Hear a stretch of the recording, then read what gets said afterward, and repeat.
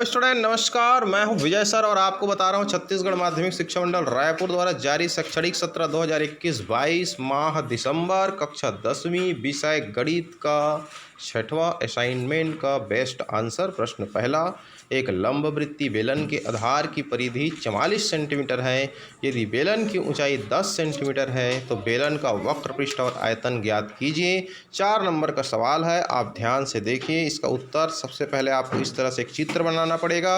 चित्र में नीचे आधार खींच दीजिए, बगल में आप ऊंचाई को शो कर दीजिए। बेलन की ऊंचाई एच बराबर 10 सेंटीमीटर। बेलन का आधार वृत्ताकार होती है। बेलन की परिधि बराबर 44 सेंटीमीटर ये प्रश्न में दिया है, इसलिए परिधि का सूत्र होता है 2πr equal to 44 centimetre. 2πr में पाई का मान 22/7 भर दिए, गुणित r बराबर 44 सेंटीमीटर। तो फिर उसके बाद 2πr का जो वैल्यू है उसको तिर्यक गुणा करना है अपने को। तो तिर्यक गुणा करने पर हमको मिलेगा 2 गुणित 22/7 गुणित r बराबर 44/1। तिर्यक गुणा से 7 का गुणा 44 के साथ हो जाएगा, तो 2 गुणित 22 गुणित r बराबर 44 गुणित 7 हो गया। अब यहाँ से r को मान निकालेंगे तो r बराबर हो जाएगा 44 गुणित 7/2 गुणित 22। फिर उसके बाद उसको काटना है, इसलिए मैं इसको 2 बार लिख दिया हूँ। r बराबर 44 गुणित 7/2 गुणित 22 एकम 22, 22 दूनी 44 एक कट गया और उसके बाद 2 भी कट गया तो बच गया 7। ये हो गया आपका बेलन के आधार की त्रिज्या r बराबर 7 सेंटीमीटर। बेलन का वक्र पृष्ठ बराबर होती है 2πrh। तो यहाँ पर हो जाएगा बराबर 2 गुणित 22/7। पाई का मान, r का मान 7, h का मान 10। सॉल्व करेंगे तो ये हो जाएगा 2 गुणित 22 गुणित 7 गुणित 10/7। सॉल्व करेंगे तो 22 दूनी 44 गुणित 10। सॉल्व करेंगे तो ये हो जाएगा 440 वर्ग सेंटीमीटर। बेलन का आयतन बराबर πr² एच फार्मूला होती है। पाई का मान 22/7, r स्क्वायर है तो r² भर दिए इंटू एच। r का मान 7 रखना पड़ेगा। 7 का वर्ग गुणित एच, 7 के वर्ग माने 7 गुणित 7। 7 7 को काटेंगे तो ये हो जाएगा आपका 22 7 154 गुणित 10 1540 घन सेंटीमीटर। बेलन का आयतन हो गया, अर्थात उसके द्वारा घेरा गया स्थान आयतन कहलाता है। और किसी भी वस्तु या पदार्थ की आयतन का मापन इकाई घन सेंटी होती है, इसलिए यहाँ पर इसका उत्तर 1540 घन सेंटीमीटर सत्य उत्तर है। चलिए अब प्रश्न दूसरा की बात करता हूँ मैं यहाँ पर। यदि एक घनाभ की लंबाई 10 सेंटीमीटर, चौड़ाई 4 सेंटीमीटर तथा आकाशीय विकर्ण की जो लंबाई है 141 वर्गमूल सेंटीमीटर है, तो घनाभ की ऊंचाई ज्ञात कीजिए।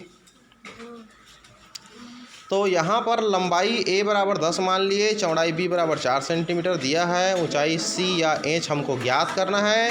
आकाशीय विकर्ण 141 वर्गमूल है। अब इसको सॉल्व करेंगे, यहाँ पर दिया है आकाशीय विकर्ण बराबर 141 का वर्गमूल। आकाशीय विकर्ण को सॉल्व करेंगे तो a² plus b² plus c² पूरे का all root over equal to 141 का वर्गमूल। 10 का वर्ग 100 हो गया, 4 का वर्ग 16 हो गया, c का वर्ग बराबर 141 का वर्गमूल। 100 धन 16 धन c का वर्ग बराबर 141। दोनों पार के वर्गमूल मैंने काट दिया, 100 और 16 को जोड़ दिया तो 116 हो गया, धन c का वर्ग हो गया बराबर 141 हो गया। अब उसके बाद 116 धन c का वर्ग बराबर 141 सॉल्व किया तो 141 में 116 घटाना पड़ेगा, इसलिए c का वर्ग बराबर 25, c बराबर 25 का वर्गमूल, c बराबर 5 गुणित 5, दोनों का वर्गमूल में से निकला 5। घनाभ की ऊंचाई h या c बराबर 5 सेंटीमीटर।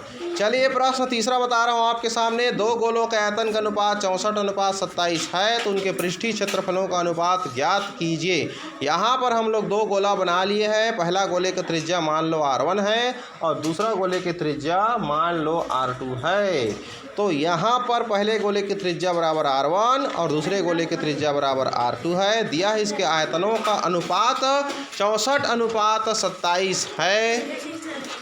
सॉल्व करेंगे प्रश्नानुसार। प्रथम गोले का आयतन भागी दूसरा गोले का आयतन बराबर 64/27।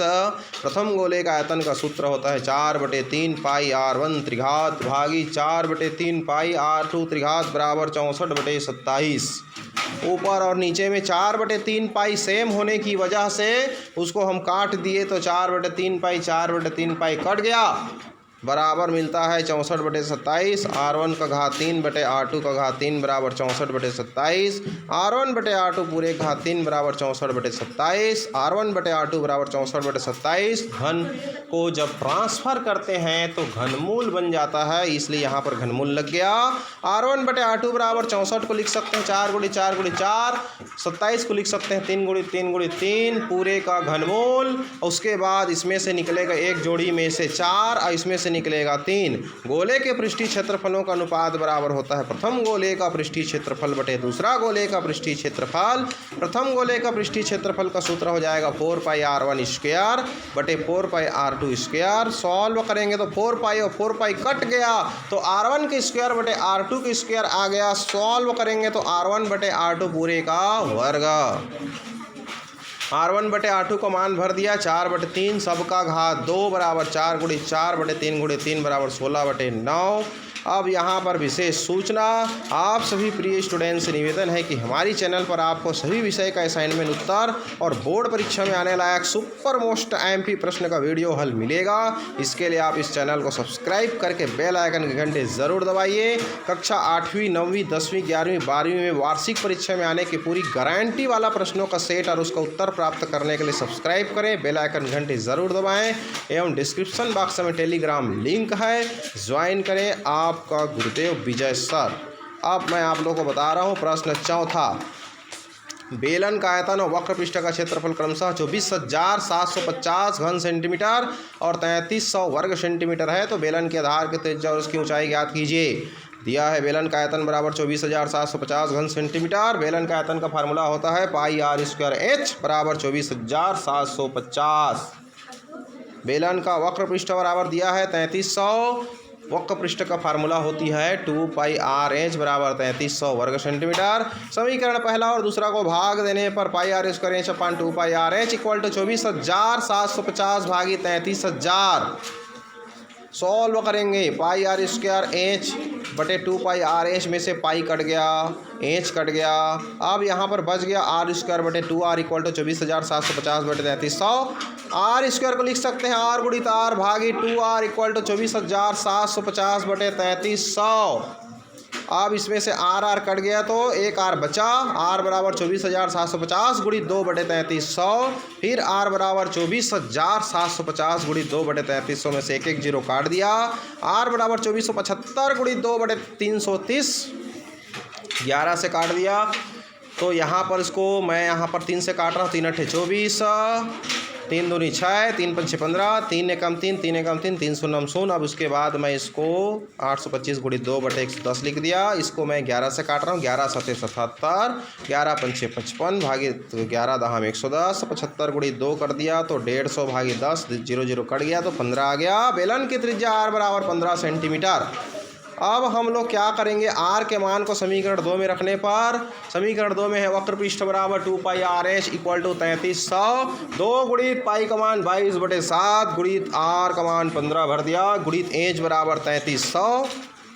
सॉल्व किया तो 2 गुणित 22/7 गुणित 15 गुणित h बराबर 3300। तिर्यक गुणा करने पर यहाँ पर हो जाएगा 2 गुणित 22 गुणित 15 गुणित h बराबर 3300 गुणित 7। h बराबर हो जाएगा 3300 गुणित 7 भागी 2 गुणित 22 गुणित 15। h बराबर 3300 गुणित 7 बटे 44 गुणित 15। h बराबर हो जाएगा 300 गुणित 7 बटे 60। 15 चौक 60 क्योंकि हमने इसको काट दिया। 11 थी 33, 11 शून्यम 11 शून्यम 11 चौक 44। 300 गुणित 7 बटे 60 0 0 कट गया। अब उसके बाद ये हो जाएगा 6 पंचे 30, 30 को 6 से काट दिया। 7 पंचे 35। बेलन की ऊंचाई h बराबर 35 सेंटीमीटर, त्रिज्या r बराबर 15 centimetre. It is the best answer. प्रश्न 5वां है, यदि एक अर्धगोले का व्यास 6 सेंटीमीटर है तो अर्धगोले का संपूर्ण पृष्ठ तथा आयतन ज्ञात कीजिए। दिया है अर्धगोले का व्यास बराबर 6 सेंटीमीटर, मतलब चित्र में आप देखिए AB बराबर 6 सेंटीमीटर, 2r बराबर 6 सेंटीमीटर, r बराबर 6 बटे 2 बराबर 3 सेंटीमीटर, त्रिज्या r बराबर 3 सेंटीमीटर। तो अर्धगोले का संपूर्ण पृष्ठ बराबर हो जाएगा 3 पाई आर स्क्वायर। 3 गुणित पाई का मान 22/7 गुणित आर का मान 3 भर दिए। 22/7 को चाहे तो आप पाई लिख सकते हो, तो 3 गुणित पाई गुणित 3 का वर्ग 9 हो गया। 9 × 27 पाई वर्ग सेंटीमीटर।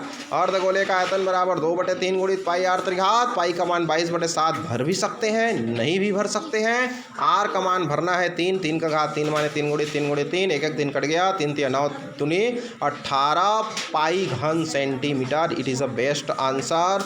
विशेष सूचना, आप सभी प्यारे स्टूडेंट्स से निवेदन है कि हमारी चैनल पर आपको सभी विषय के असाइनमेंट, उत्तर और बोर्ड परीक्षा में आने लायक सुपर मोस्ट एमपी प्रश्नों का वीडियो सॉल्यूशन मिलेगा। इसके लिए आप इस चैनल को सब्सक्राइब करके बेल आइकन घंटे जरूर दबाएं। कक्षा 8वीं 9वीं 10वीं 11वीं 12वीं में वार्षिक परीक्षा में आने के पूरी गारंटी वाला प्रश्नों का सेट और उसको उत्तर प्राप्त करने के लिए हमारी चैनल सब्सक्राइब करें, बेल आइकन घंटी जरूर दबाएं।